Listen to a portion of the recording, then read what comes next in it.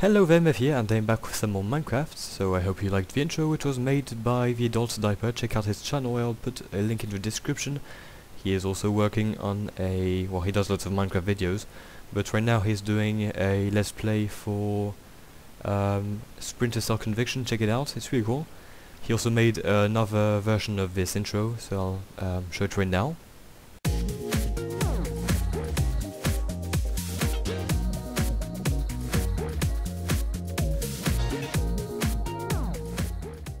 So I'd like to know which one of those intros you prefer, because I do ultimately want to use at least one of them.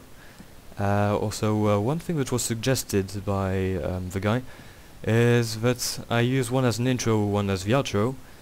So you tell me which one you want to be the intro and which one wants to be the outro. You get to choose. So post comments anyway, which one you prefer, any suggestions and all, just tell me.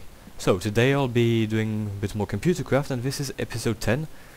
Already 10 episodes I've been doing crazy stuff with computer craft, and today I'll be showing two machines of mine.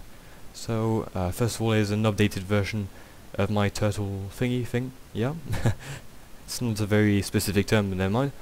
And I also have a little machine right here, which I will showcase a bit later on. So for those who saw the previous episode, right here there was a little maze, and you had to navigate your turtle through it. Well, now it's not quite a maze anymore. However, it's a type of puzzle too, and instead of moving just one block, the turtle will go on, forward or backwards until it hits a block. So yeah, I'll give you a small demonstration before showing the code. First one, maybe I should actually activate the both programs on both computers. Both are called remote. There we go. So now both computers are ready. How should we do it? Yes, in this puzzle you actually have to go backwards, or start going backwards.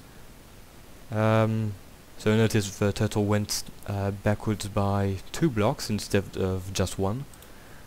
Then you have to turn right, then forward. You may notice on the side of the screen the turtle moving. Then we want it to go left, I believe, and then forward. So you can see the turtle is moving on. However, it's a bit laggy because for some reason, some moments the turtle seems to disappear for some reason, but that's no big deal, I guess. Next move would be going right, I guess, then forward, then left, then forward. Hopefully I am not mistaken. Then I have to go right, forward, something like that. Right, forward, right, forward. Technically I should be right here. Right, forward again, of course. Then left, forward. Forward, left, forward. So yeah, I didn't actually update that since last time, but I did get a remark though. It's why turn right had a capital T for turn, and turn left had didn't have a capital T.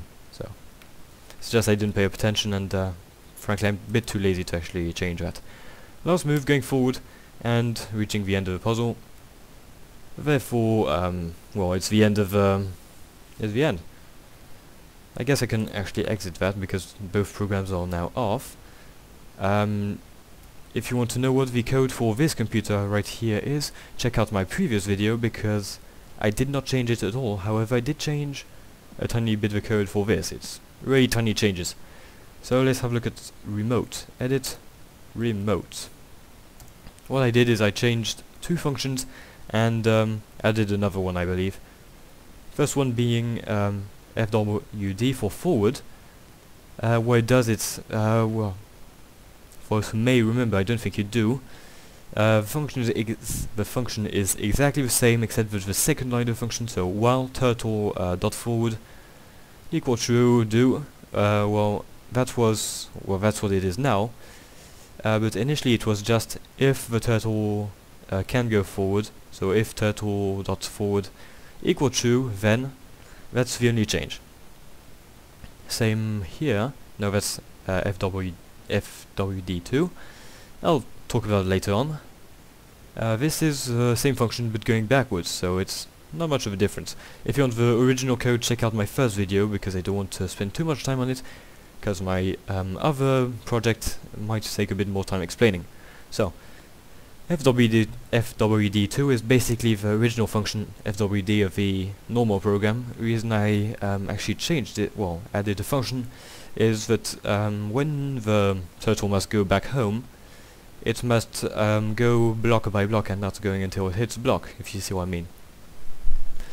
Because it goes in the air, moves, whereas if I used the function FWD, it would basically move on infinitely. So this is all. Also greatly changed, I believe it's in stop, yes. Instead of using FWD, I just use FWD2.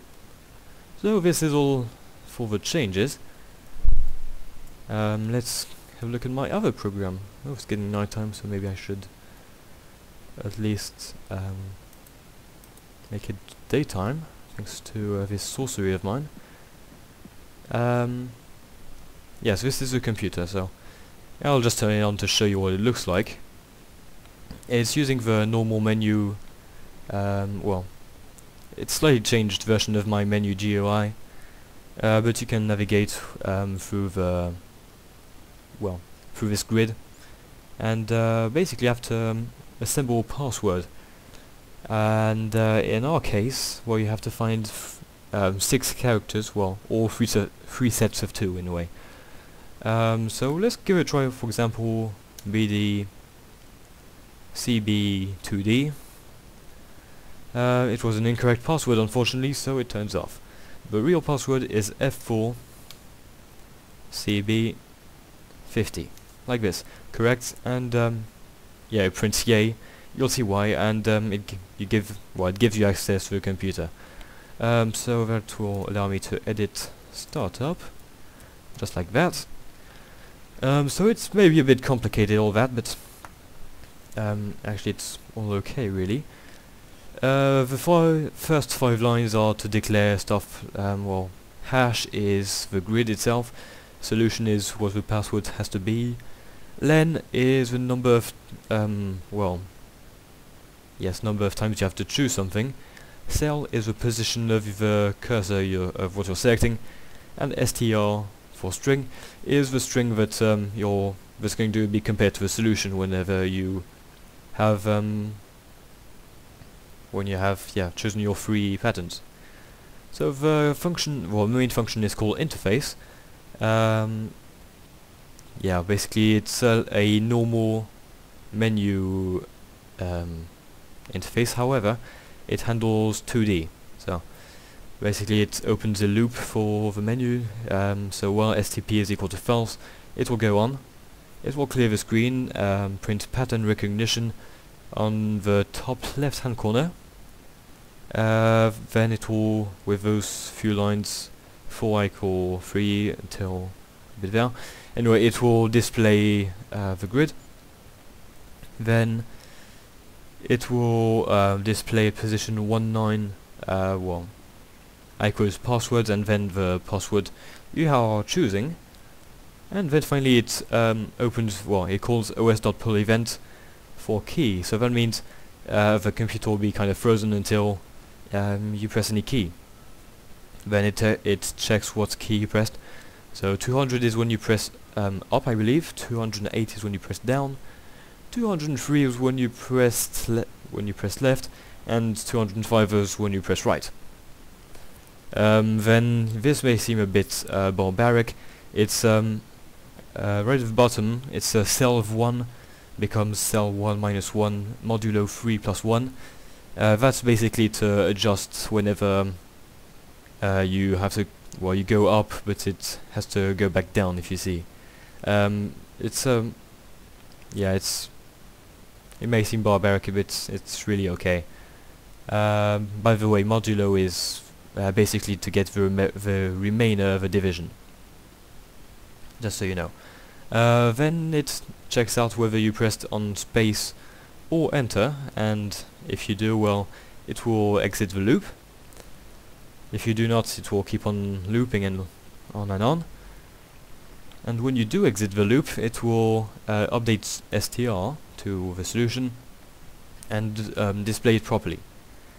Also have another function called admin. That's basically what's done whenever you are, well, that's basically what's done whenever you find the correct answer. Now the code itself, not the functions, the code, starts by calling another loop, well, initializing another loop, which will go on, well, basically until you get the correct answer. Yeah,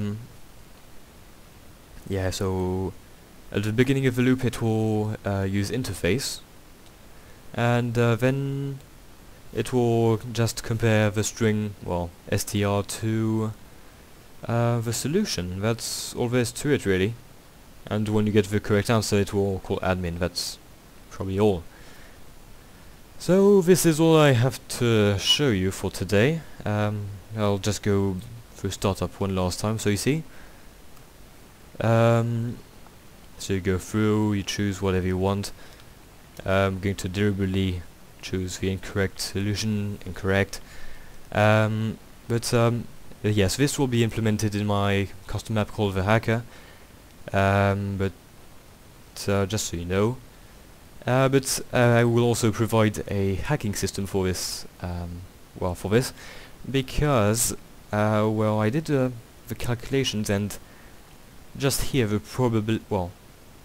are a total of 750, that's approximately 750 numbers of combinations. So you don't really want to try all of them, I guess. Yes, so that is all for today. If you liked, please, I would really appreciate if you could like, comment, subscribe, or at least do one of those.